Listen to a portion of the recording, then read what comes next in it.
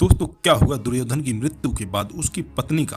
क्या दुर्योधन की मृत्यु के बाद पांडवों ने उसकी पत्नी के साथ क्या किया था? चलिए वीडियो को शुरू करते हैं। उससे पहले आपसे रिक्वेस्ट है कि अगर आपने अभी तक हमारे चैनल प्रजापति फैक्ट्स को सब्सक्राइब नहीं किया है तो कर लीजिएगा और साथ ही बेल आइकन को जरूर दबाइएगा। और अगर आप भी भगवान श्री कृष्ण को दिल से मानते हैं तो वीडियो को लाइक जरूर कीजिएगा। दोस्तों, महाभारत के खलनायक कहे जाने वाले दुर्योधन की पत्नी का नाम भानुमति था। भानुमति कंबोज के राजा चंद्रवर्मा की पुत्री थी। जब भानुमति बड़ी हुई तो हर राजा की तरह राजा चंद्रवर्मा ने भी अपनी बेटी के विवाह के लिए स्वयंवर का आयोजन किया। स्वयंवर में भाग लेने के लिए दूर दूर से राजा पहुंचे, जिसमें शिशुपाल, जरासंध, रुक्मी, दुर्योधन और कर्ण भी शामिल हुए। लेकिन भानुमति मन ही मन अर्जुन से प्रेम करती थी, लेकिन किसी कारणवश अर्जुन स्वयंवर में नहीं आ सके। जब भानुमति हाथ में माला लेकर दरबार में पहुंची तो दुर्योधन भानुमति को देखकर मोहित हो गया। भानुमति ने दुर्योधन को देखकर अनदेखा कर दिया और वह आगे बढ़ गई। यह बात दुर्योधन को बिल्कुल अच्छी नहीं लगी और जब दुर्योधन से रहा नहीं गया तो उसने स्वयं ही बलपूर्वक माला अपने गले में डाल ली। दुर्योधन की इस हरकत को देखकर स्वयंवर में मौजूद दूसरे सभी राजाओं ने घोर विरोध किया। यहाँ तक कि कई राजाओं ने अपनी तलवारें भी निकाल ली थी। तब एक सच्चे मित्र की तरह कर्ण ने दुर्योधन की मदद की। दरअसल कर्ण ने आगे बढ़कर सभी राजाओं को चुनौती दे डाली कि जिनको भी परेशानी हो रही हो वो मुझे पराजित करके दुर्योधन से युद्ध करें। कर्ण की ललकार सुनकर दूसरे राजा तो पीछे हट गए, लेकिन जरासंध नहीं माना, जिसके बाद 21 दिनों तक कर्ण और जरासंध के बीच महाभयंकर युद्ध चला और अंत में कर्ण की जीत हुई। दुर्योधन भानुमति को हस्तिनापुर ले गया,